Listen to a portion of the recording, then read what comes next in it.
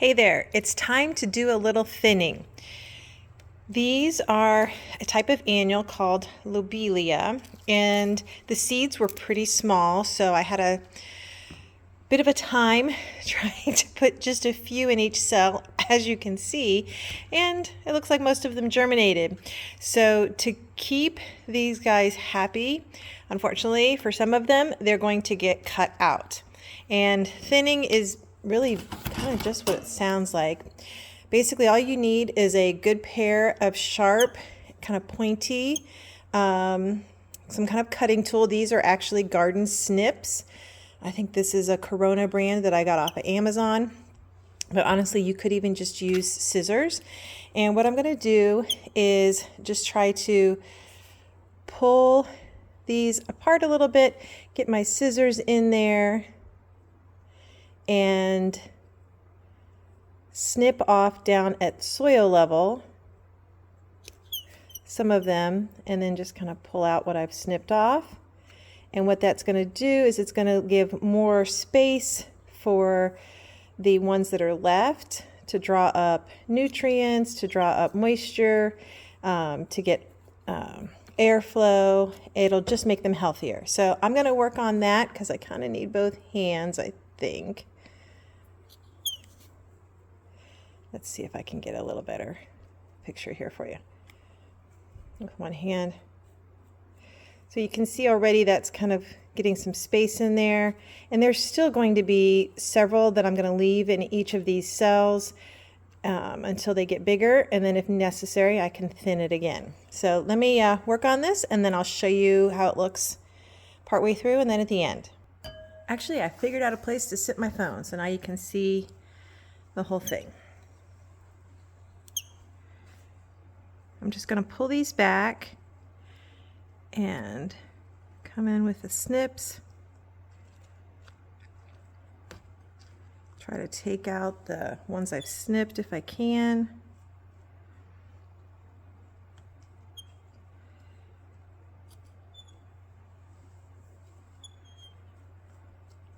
If I don't get every little snipped bit, it won't matter. They'll dry up. I'm going to try to leave the ones that have gotten a little taller. And my goal is just to make room. One of the things when thinning, you want to try not to just yank the seedlings out, especially when they're so close together like this, because their roots will be kind of tangled up together. And it won't hurt anything to leave the roots of the ones in there that you've snipped. They'll just kind of decompose usually. Occasionally they'll grow back, and then you just snip them again. And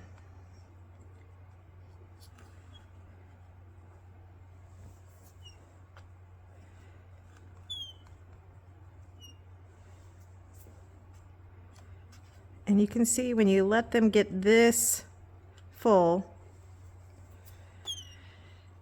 it's a little bit of a trial to get in here and see.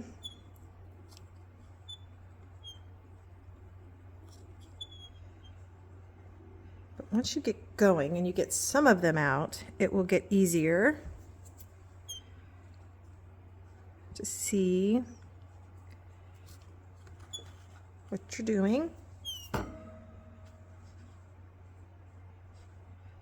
And then after I do this, I will put a little liquid fertilizer in the watering can and give these guys a little boost, since this may stress them out just a little bit as I'm moving things around and picking at things to try to get out the cut out parts. Oh, pardon for the sniffles, it's Ohio. Now here you can see I've got two kind of taller ones right next to each other, so I'm going to pick the one that has more leaves on it and try to keep that one. My goal is to get everybody a little bit of space around it. And actually in some cases I may cut the spindlier ones that are taller, because that may have been their reaction to being crowded, and so they may not be as strong as the little guys. So we'll experiment and see. I think in this one I'm going to try to leave mostly tall ones, or leave most of the tall ones if they're not too close together.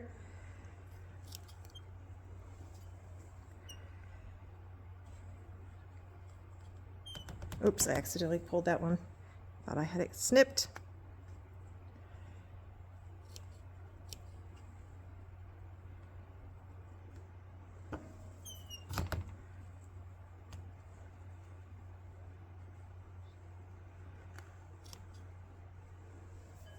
All right, so this is pretty close to done.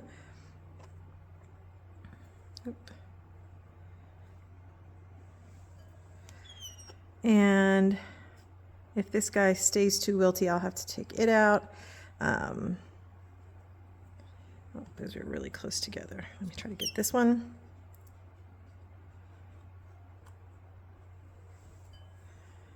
All right, but you can see that now what's left in here has a lot more space around each little baby plant, which will help it get better access to water and nutrients when I add a little fertilizer to the water. Airflow will be better. Overall, just they should be generally healthier. And so that's what I'm going to do in all of the cells, is just try to give everybody some breathing room and some space around it. In this one I left some big ones. In the next one, maybe as an experiment, I'll leave more smaller ones. We'll see. I've never grown this particular plant before. I'm trying this year to grow all the annuals myself for my porch flower pots. So I've grown quite a few things like violas and pansies. I'm trying to grow some petunias. So far the petunias are not cooperating super well. They just seem to be staying really, really small. But we'll see. I have grown petunias in the past, and so hopefully they're just taking a little bit longer to put on some size. We'll see. Every year I try to experiment and learn something new. So this year I'm trying a little bit with those kind of annuals more than I have in the past couple years. So we'll see how it goes. All right, well, I'm going to just continue this. I'll show you a quick picture once I get them all done and see how they all look. All right, so I've done each cell and I've kind of experimented here. This one I tried to get plants, well, on 2 or 3 of these, I've just tried to get the plants kind of with lots of space around them. This one was easier. There weren't as many seedlings. Right here, I'm going to go ahead and clip out this one. I don't think I got all of the little clippings and everything, but those things will, on their own, just kind of wilt and disappear into the mix here. I'm not sure if I should leave these. I'm going to leave these as an experiment. They're really close to the edge. This one I left a couple close together as an experiment. This one I, got it down to about 4 plants, I think. Here's still one. Kind of spaced apart from each other.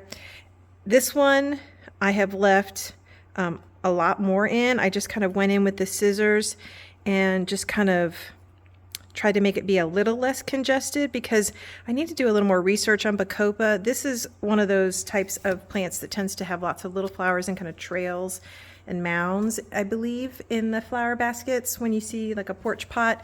And so it may be that those are actually multiple plants. So I'm going to try leaving this cell a little fuller and just see.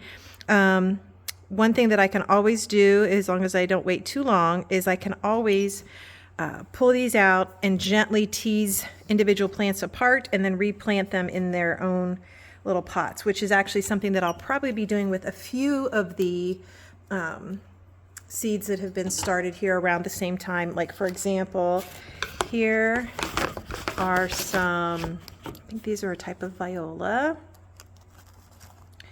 Sorry, pansy, similar. So these are a type of pansy, and you can see that there's multiples in each, but they're a little bit, they're not as congested as the bacopa were. So what I will probably do here fairly soon, and one way to check when you really need to do it is look on the bottom and see if you see roots poking out. I don't see any roots really poking out yet, but they are starting to get kind of fuller. So probably in the next couple weeks, depending on how these are looking, I will potentially pull these out and separate them and put them in their own little pots. Or if I decide I don't need that many pansies, I'll just go in here and thin them out just the same way that I did the bacopa. And there's a couple other, sorry, the lights are in the way. These are another, either a viola or a pansy. You can see they're looking really good, and there's several. It's a viola. And so these also probably could be pulled out of here and split up. Let's check to see if we've got any roots poking out. Nope, not yet. But they're, a sturdy enough little plant already that they could probably handle being separated, and that would also make them a lot happier, I'm sure. I also have some other violas and pansies where there's more than one in a cell, but these are not nearly as crowded. Similar idea with my onions that I've started. There's several in each, but my understanding from looking at other people's videos about onions, because this is my first time starting onions like this, is these should be okay all the way up until planting, which isn't too long from now. There's no roots poking out the bottom, and I've trimmed them several times. It's time for another trim, I think. And what I do is I just literally snip them off so that they're about 2, 3, 4 inches tall, and that helps encourage them to work on their bulbs, growing strong roots. And these should be, from what I've seen, fairly easy to pull out of here and gently work apart. So that is something that often happens when you start seeds, is you end up with more than one in a cell, and that's okay. Looks like that guy needs to be trimmed off. Got some eucalyptus here as well. That has a good strong start, and I would like to have as much eucalyptus as possible, so these will be sometime in the next couple weeks pulled out of here and put into their own little pots that are a little bit bigger, or maybe even this same size, but just one per, and allowed to grow in a little bit more before it's time to plant them out in another, I guess we're now looking at maybe a month or two. So the things that it's going to be another closer to 2 months, obviously are going to need to maybe be separated. But so that's thinning your baby seedlings, and you can see I've got lots and lots of things coming on, so I will be having to do more of this probably soon. Thanks for joining me here today in Aunt Susan's garden.